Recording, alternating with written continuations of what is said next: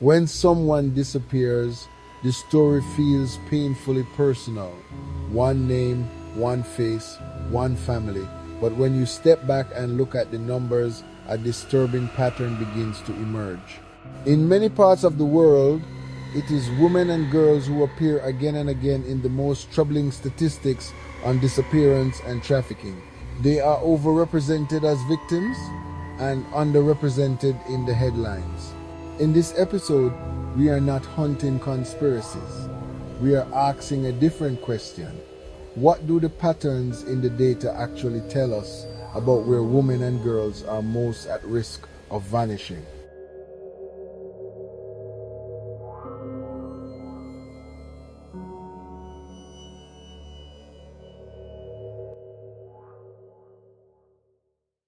Global studies on human trafficking estimate that more than tens of millions of people are exploited at any given time, and that most detected trafficking victims are women and girls. For every 10 victims identified, a majority are female, with a significant share being girls under 18. This does not mean that every missing woman or girl has been trafficked. Most missing person cases have nothing to do with organized crime, but when we see that women and girls make up the bulk of detected trafficking victims worldwide, it raises hard questions about gender, power, and vulnerability. Recent global reports show that after a brief decline during the pandemic, the number of detected trafficking victims has risen again. Child victims are increasing, with girls often targeted for sexual exploitation, while forced labor and forced criminality also expand. Behind these numbers lie forces that shape who can disappear more easily: poverty, conflict, migration, discrimination, climate disasters. They push certain groups of women and girls to the edges of visibility, where going missing becomes more likely and being found becomes less certain.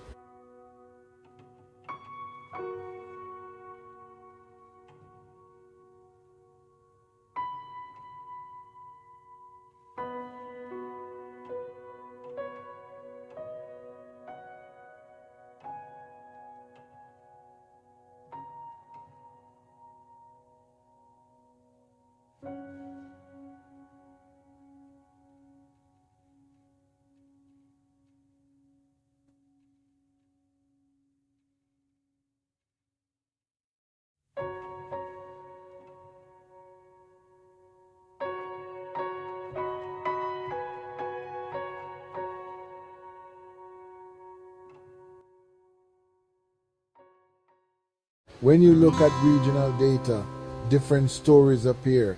In some high-income regions, trafficking and disappearance intersect with migration, online exploitation, and hidden labor. In others, conflict and displacement leave women and girls exposed to exploitation as they move in search of safety. In parts of Europe, official statistics show that a clear majority of registered trafficking victims are female women and girls combined. These cases often involve sexual exploitation, but also increasingly forced labor and forced criminality. At the same time, reports from Africa and other regions show that many victims are trafficked within their own continent, not across oceans. Children are frequently detected as victims, including girls exploited for sex and forced begging. In North America and other high-income areas, official reports highlight trafficking in cities, suburbs, and rural communities alike. Victims can be local citizens or migrants, and women and girls are again heavily represented among those identified. It is important to say this clearly. These statistics do not mean that a particular country is uniquely evil or that its people are more dangerous. Trafficking and disappearance follow opportunity and vulnerability, not nationality.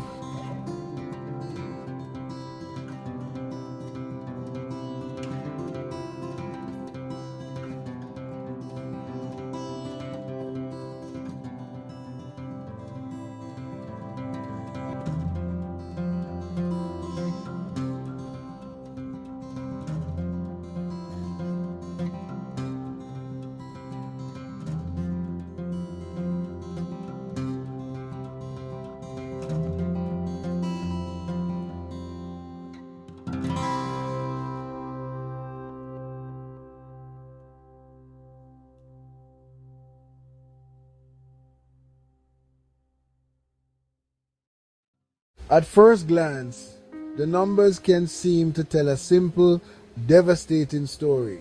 When we see headlines proclaiming a rise in recorded trafficking victims, our immediate human response is to connect the dots.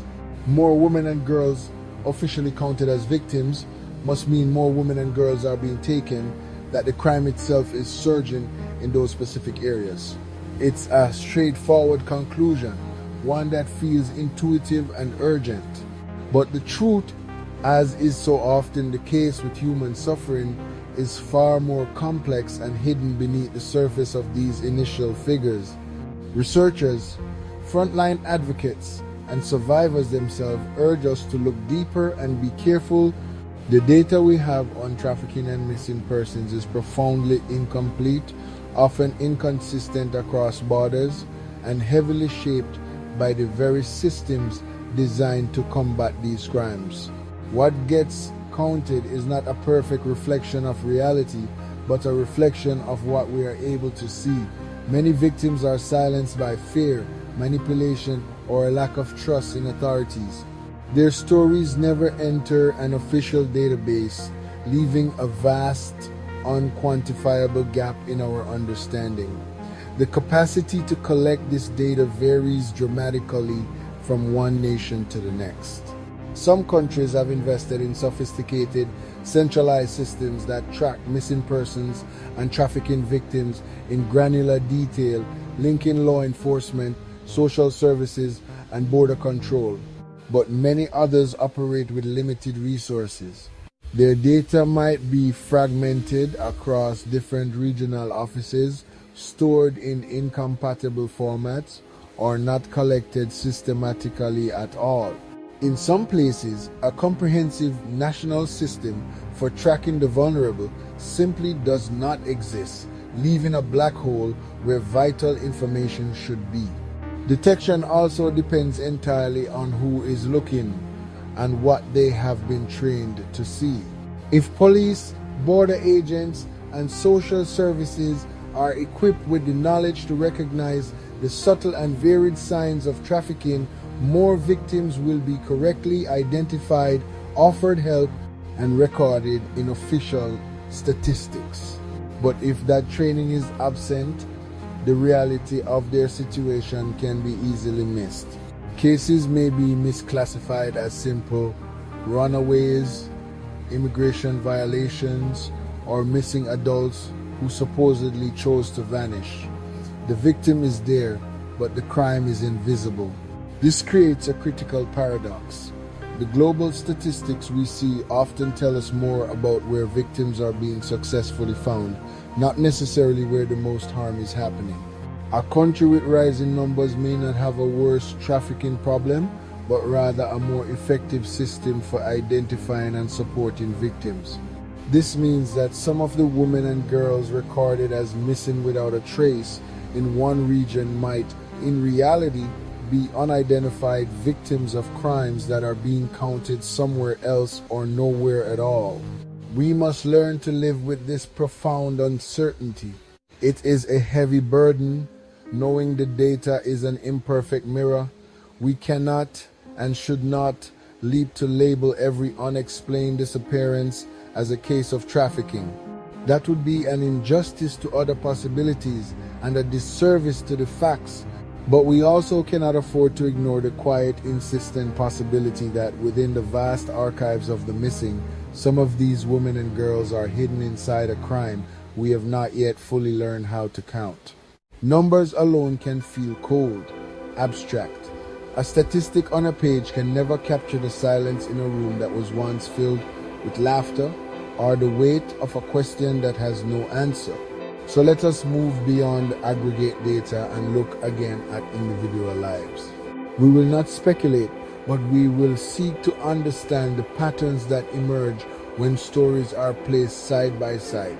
Consider case 3, a woman from country 3 recorded as missing since year. She was aged when she did not arrive home from last seen context. Her disappearance is a single data point, but it exists within a much larger, troubling context.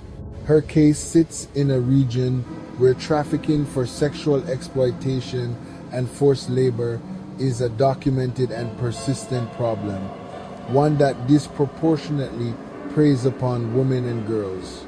The roots are known, the methods are studied, yet the disappearances continue. Officially, authorities have not established any direct link between her disappearance and a criminal network. Her file might be one of thousands marked by a lack of leads, but for her family, this official status means little. They live in a community where headlines about exploitation are common, a constant, painful reminder of the dangers that lurk just out of sight. Every new report of a trafficking ring being dismantled or of victims being rescued reopens their deepest fears and their most desperate hopes. Now, let's turn to case 4, a teenage girl from Country 4.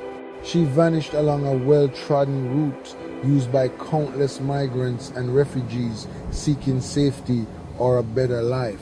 This journey is perilous by nature, but for a young woman traveling alone, the risks multiply exponentially.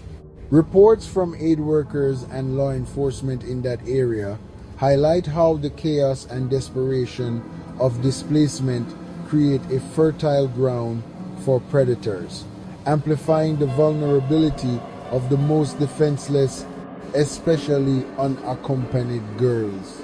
Again, to be absolutely clear, we do not say she was trafficked. We cannot. To do so without evidence would be irresponsible. We do not claim to know who, if anyone, is responsible for her disappearance. We only observe a critical fact. Her personal tragedy occurred in a specific time and place, a context where the exploitation of women and girls has been clearly and repeatedly documented by international organizations. Her story echoes thousands of others. These cases are dots on a map. The confirmed trafficking statistics are other dots. Our job in this episode is not to draw speculative lines where there is no proof. It is to stand back, look at the entire map, and ask a more fundamental question. Why do the dots form these shapes? Why do they cluster in certain places around certain migration routes and overwhelmingly around certain groups of women and girls? The pattern itself is the story. It tells us that while each case is unique, the conditions that allow them to happen are not. They are systemic, and understanding these systems of vulnerability is the first step toward dismantling them. To understand why women and girls are so prominent in both missing person stories and trafficking data, we have to look at gender. Gender inequality shapes who has economic power, who is believed when they report abuse, and who is pushed into dangerous work or unsafe migration. In many places, girls are pulled out of school early, married young, or pressured into supporting families through risky jobs. Women doing informal or invisible work, domestic labor, sex work, factory shifts often have less protection and fewer people watching out for them.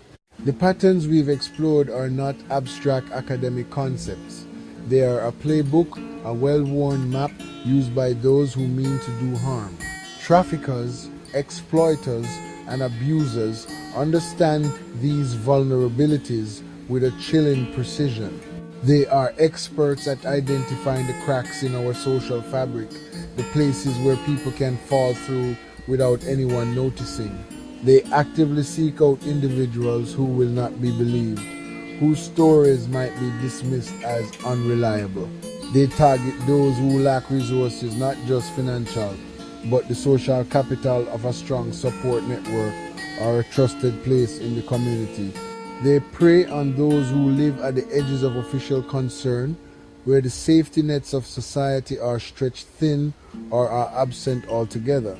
This calculated selection is the first quiet act of violence. It ensures that when such a person disappears, the world finds it easier to shrug, to look away, to comfort itself with a simple, dismissive story. She must have chosen to go. He was probably involved in something. This reaction is its own kind of pattern, not one of numbers, but of apathy and assumption. It is a pattern woven from our own biases and fears, a collective failure to see the individual behind the circumstance. The pattern is not only in the data of who goes missing, it is in the way we respond or fail to respond when they do.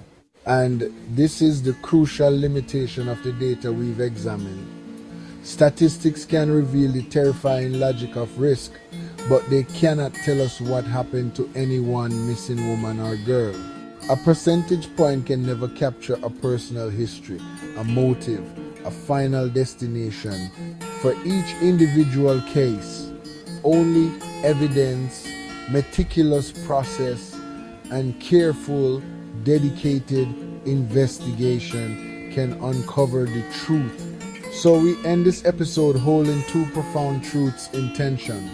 First, we must never declare without proof that a missing person was trafficked or harmed in a specific way. To do so is to replace one assumption with another, disrespecting the individual's unique story and the integrity of the search for truth.